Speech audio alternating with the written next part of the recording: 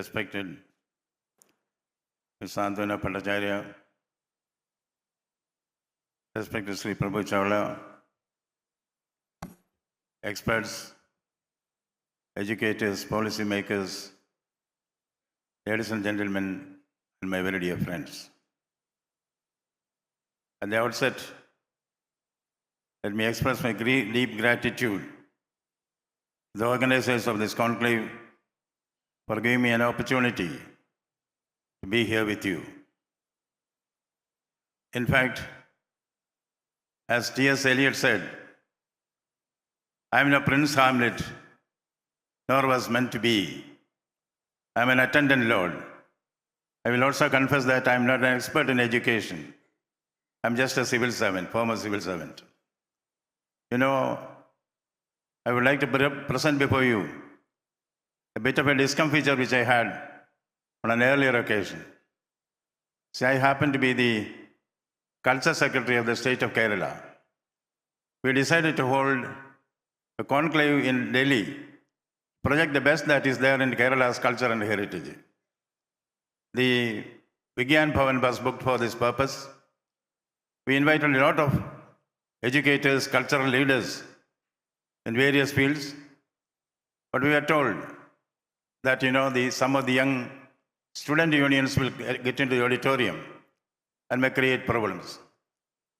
So as the Culture Secretary, I decided to admit people only based on passes, security passes issued by the police commissioner. The conclave was about to begin. First came Rajinikanth. They asked him for the pass. Rajinikanth had forgotten to take the pass. But people said, this is Rajinikanth, don't you know that? But the policeman at the gate said, no. Either the pass should be there or they should prove that this is Rajinikanth. So Rajini reeled out some dialogue from one of his movies. Proof enough, he was admitted. Then came Amjad Ali Khan. No pass. Proof was asked for. He played on the sarod. Proof enough, he was admitted. Then came K.J. Yesudas, the singer. He did not have the pass. Proof was asked for. He sang one or two lines from a very favorite hits. He was also admitted. I, as Culture Secretary, did not know any of these things. I rushed into the auditorium. In those days, a white ambassador car with a red beacon light. Anybody could use the red beacon light at that time. Arrogant, which is typical of an IAS officer. I rushed into the auditorium. The policeman stopped me. He said, sir, pass. I said, pass? For me? I am the Culture Secretary. He said, sir, I don't deny that, but pass is required, otherwise proof is required that you are the Culture Secretary. I said, pass and proof for me. Then he said, sir, don't take it that way. See, Rajinikanth came here, Amjad Ali Khan came here, Yesudas came here. They did not have pass, but they showed the proof and got in. Again, I got wild. Rajinikanth, Amjad Ali Khan, Yesudas, who are these guys? The policeman asked me, sir, you don't know them? Arrogantly, I said, I don't know them. Why should I know them? Then the policeman told me, sir, no more proof is required. You are the Culture Secretary. So it is with that discomfiture in mind that I am here to address you on a topic over which I have absolutely no authority to speak on. But I happen to be the Chancellor of 50 universities in West Bengal. So I think I should be able to assume or arrogate to myself the knowledge of something about education. Education, as Nelson Mandela said, education is the most powerful weapon that you can use to make changes in the world. Yes. Education is the most powerful weapon which you can use to make changes in the world. And we have Mahatma Gandhi who said, live as if you will die tomorrow. Live as if you will die tomorrow. Learn as if you will live forever. Learn as if you will live forever. That is what Aristotle said, The fruits of education is bitter, but its fruit is sweet. Yes. Fruit of education is bitter, but its fruit is sweet. Now, there are so many great men who have complemented the education system in this country. And also I pictured India as a global guru. There is Rama. He said, if there is one place on the face of earth where all the dreams of the living men have found a home from the very earliest days when man began the dream of existence, it is India. This is Rama Rolla. Arnold Toynbee has no doubt. It is already becoming clear that a chapter which had a Western beginning will have to have an Indian ending if it is not to end in the self-destruction of the human race. At this supremely dangerous moment in history, the only way to salvation for mankind is the Indian way. This is the compliment which is given by Arnold Toynbee to the Indian system of education. And here is Mark Twain, who said, India is the cradle of human race, the birthplace of human speech, the mother of history, the grandmother of the legend, and the great-grandmother of tradition. Yes, this is all supported by Albert Einstein, who said, we owe a lot to the Indians who taught us how to count, without which no worthwhile scientific invention would have happened. Now tell me, where does India stand? You see, we had great educators, educational commissions were there. Dr. Radhakrishnan's commission, Dr. Lishman Swami Mudaliar commission, Dr. Kothari commission, now of course Kasturi Rangan commission, which has resulted in the new education policy. Yes, Dr. Kothari's report begins, the destiny of India. The destiny of India is being shaped in her classrooms. Anybody has any doubt? The destiny of India is being shaped in her classrooms. Yes, there is no, it goes without saying. It's a very profound statement which has taken this country forward. Through Atmanirbhar Bharat, we are targeting the Viksit Bharat in 2047. This is possible only through the path of education. That is the importance of this. You know, education, as Einstein said, education is not the education policy. Education is not the seminars that we hold or the conferences that we hold. Education, as Einstein said, education is what remains once one forgets what one learned in the classroom. Simply right? Education is what remains when one forgets what one learns in the classrooms. Yes, one of the golden eras of Indian history begins in a widow's cottage kitchen. The young prince is routed in battle. He runs away as a fugitive. He seeks asylum along with his guru in the cottage kitchen of a widow. The widow is making bread. Suddenly the guru gets an idea. He asks the young prince, look at the lady making bread. If you want to eat bread, don't bite at the center. There it is very hot, you will burn your tongue. The prince got an idea from this, took a clue from this. He goes back to the battlefield, attacks the enemy from the rear, establishes an empire. Chandragupta Maurya and Chanakya are part of history. Chandragupta Maurya learned the art of warfare, not from the Indian Military Academy or the Sandhurst or North Point or school. Yes, he learned it from the widow's kitchen. Education is what remains once you forget what you learn in the classrooms. Yes, you will live one life. You know, if I can say serious things in a lighter vein, we had a young friend called George. He studied with us. He got a first class for his MA, for his BA. He did not get a job. So as usual, he went to Mumbai from Kerala. He did not get a job there. He went to Calcutta, no job there. Then he came to Chennai. The Great Eastern Circus was having its round here at that time. He went to the circus manager, who was also from Kerala, asked for a job. The circus manager said, there is no job for you here because you are a first class graduate, but we'll do something here so that he can earn a living. In the circus, there is a scene, a blood-curdling scene. The cage of the lion is brought to the center stage. Then the cage of the chimpanzee, the monkey, is brought to the center stage. Slowly, steadily, the lion's cage is opened. Slowly, steadily, the monkey's cage is opened. The monkey is pushed into the lion's cage. Lion pounces on the monkey. The monkey turns somersault to escape from the bounds of the lion. To see this scene, thousands of people are flocking to the circus tent. One day, the chimpanzee is dead. The monkey is dead. It is about to start the time to start the circus show. They know if the scene is not there, people will burn down the circus tent. So, the circus manager told George, my friend who joined there as a temporary employee, Mr. George, today, you please do the role of the monkey. He said, how can I? How can I? But they pushed him, put on the cloth of chimpanzee. The lion's cage was brought to the center stage. Monkey's cage was brought to the center stage. Slowly, slowly, lion's cage was lifted. Slowly, slowly, monkey's cage was opened. The monkey was pushed into the lion's cage. Lion pounced on the monkey. And poor George said, please don't kill me, I'm a graduate.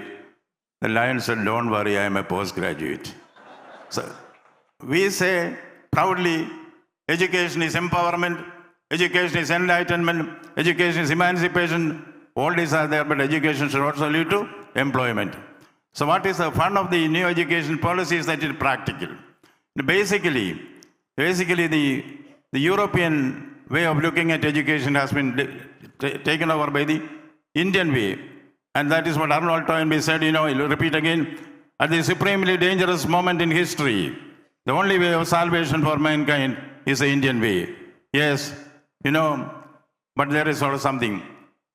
Education should make you have a blend of vision and action. Very big question which Hamlet asked, to be or not to be, that is the question. But that should not be the question. When you are confronted with the crisis in life, what to say, when to say, how to say, what to do, when to do, how to do, that answer should be to dawn in your mind with effortless ease. That is what the purpose of education. To be or not to be. We should be able to give a clear-cut answer of what to do.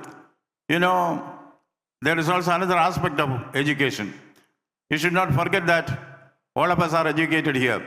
For our education, governments have spent poor man's money. Tax money has been paid for you and me to become BA, MA, MBBS, IAS. Yes, it is the poor man's money which has been spent by this government to educate all of us. We have something to give in return. That is called social commitment. Social commitment should be there in any system of education, particularly the new education policy, which has been initiated by our great Kasturi Rangan. Yes. I happen to be Principal Secretary to the Chief Minister. The Chief Minister told me, long time back, not now, not as governor, so as the former IAS officer. The CM told me, see, boss, we should do something which is very, very important, very momentous project for the tribals of the state. So I asked the secretaries of government, chief engineers, district collectors, which is a project that can be of great benefit to the tribals of the state. So many suggestions came. The chief engineer said, sir, the tribals have to collect minor forest produce from the forest and bring it to the local market for sale. They have to swim across a turbulent river in the hot sun. So if we can build a bridge across the river, that will be a great project for the tribals. Everybody agreed. Rupees 10 crore was given as outlay for the bridge to be built. But as usual, it happens in Employability. 30 crores were spent when it was finalized. Day of the inauguration of the bridge, meant for the tribals. The chief minister was there, ministers were there, panchayat members were there, MLA was there. The media was also there, particularly the visual media. The visual media asked, this bridge is meant for the tribals, but we don't see the tribal chief here. So I knew tomorrow that's going to be the banner headline. Tribal chief has been avoided in the meeting. So I looked very sharp at the district collector. He looked at darts at the village officer. Village officer looked dirty at the village man. The village man somehow got the tribal chief. And true to the requirements of the visual media, tribal chief was given a mantle and a wand. Tribal chief looked like Ben-Hur from the annals of the Bible, stepping out. So the visual media asked the tribal chief, Chief, this bridge is for the tribals, yes. Do you like this bridge? I like it very much. Why do you like it so much? The innocent reply of the tribal chief, before this bridge was built, we tribals could swim. Tribals had to swim across the river in the hot sun. Now that the bridge is there, we can swim under the shade. That's a type of development that has taken place by the educated officers of the state and the ministers. Now, social commitment is something which will come only if there is a vision and action. Vision and action are equally important. If you have vision without action, there is no result. If there is action without vision, the result can be counterproductive. Look, for instance, the great frescoes on the Sistine Chapel in Vatican. Great Michelangelo has done that. Before Michelangelo dipped his brush in paint, he had a vision of what the day of the judgment will be. Similarly, Shakespeare, before he dipped his pen in ink, he had a vision of what Hamlet will be, what Macbeth will be, what Othello will be, what as you like it will be. Everything is born twice, first in the mind, then in the field. Every idea is born twice. There should be a convergence of vision with action. Take the great revolutions of the world, be it the French Revolution, be it the American Revolution, be it the October Revolution, be it the mother of all revolutions, India's freedom struggle.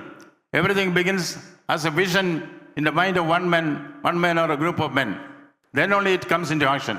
Education is what that. Education is what remains once you forget what you learn in the classrooms. Yes, I do not want to take more of your time because I know there are other speakers also here. And I have also indicated to the office bearers, I would welcome questions to me so that, I'll try to answer to the best of my ability. So I don't want to take more of your time. More than that, again, I had a discomfiture. It appears I had only discomfiture in my life. See, once a conclave, international interfaith conclave, was held in the district where I was district collector. I was district collector of Kollam district in Kerala. So many great speakers from all over the world came there. One day, it was a turn of, Swami Chinmayananda. Swami Chinmayananda is an expert in the Bhagavad Gita. I know Swamiji.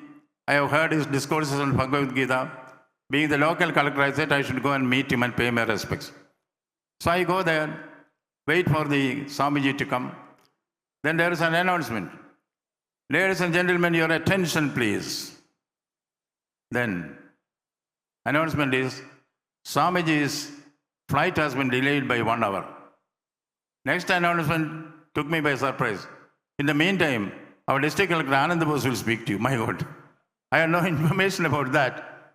When I ascended the stage, I asked the organizer, what is the topic? A very light topic was given to me. You know what it was? What it was?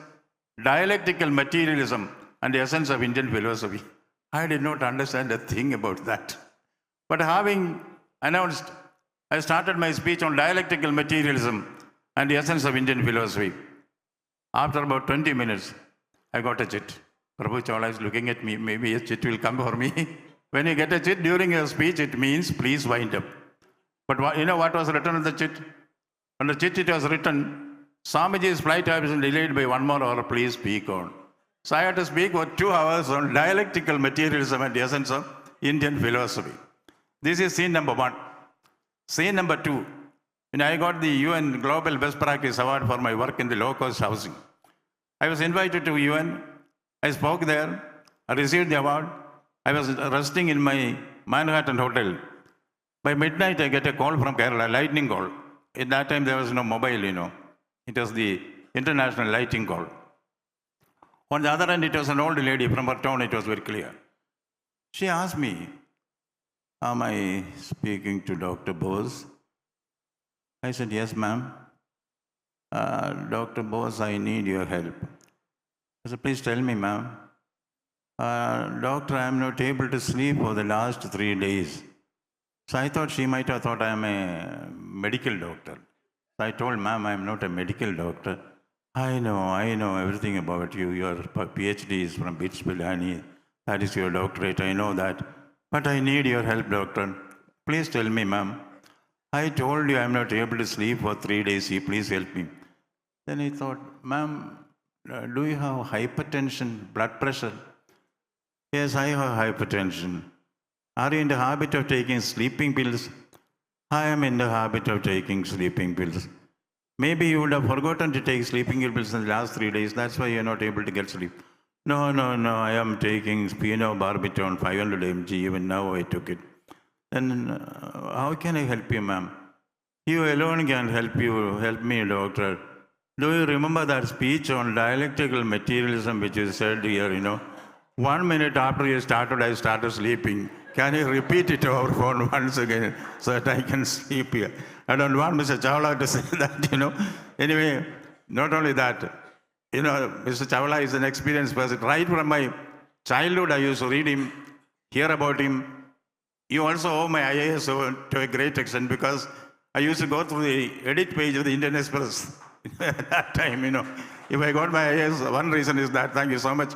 Now, 2 models I can suggest to him. He knows how to control the crowd without my suggestion, I know that. But still, having got an opportunity to talk to such a great man in the field of journalism. There is a Singapore model. In Singapore, I am told, Mr. Keshavan is there, frequenter to Singapore. In Singapore, I am told there is a legislation. No one can sleep on a public platform for more than 5 minutes. If anybody speaks for more than 5 minutes, there is an insurance scheme there. Insurance for the audience. Premium has to be paid by the speaker. Maybe that can be introduced in the next conclave. Or, better still, the Greek model. Greece, the Athens, the cradle of participatory democracy. There, anybody can come. You need not be an elected senator or MLA or an MP. Anybody, any citizen can come, and there will be, on the city square, thousands of citizens will be assembled like this. The speaker has to stand on a wooden platform. Before he starts speaking, the city father, the mayor, will come and put a noose around his neck. Then he can speak. If what he say is accepted by the citizens, the noose will be removed from your neck. If it is not accepted, the platform will be removed from underneath. So, you may better use the Greek model next time. And, another discomfiture with this, I will conclude. I happen to be the chancellor of universities. Governors are the chancellors everywhere. There, convocations were not held because of political reasons. Since I was also vice chancellor a long time back, I give a lot of importance to education. This is the educational conclave also. So I used to hold convocations day in and day out to release the certificates, the degrees, the diplomas, and whatever it is. Then, in one of the speeches which I made there, which lasted for 1 hour on education, after that, excited by seeing the youngsters, I started saying, we need educational reform, we need industrial reform, we need social reform, we need cultural reform. A student stood up from the audience and told me, but you need some chloroform. Before he said that, thank you very much for inviting me. I look forward to the questions from you. Thank you. Vande Mataram.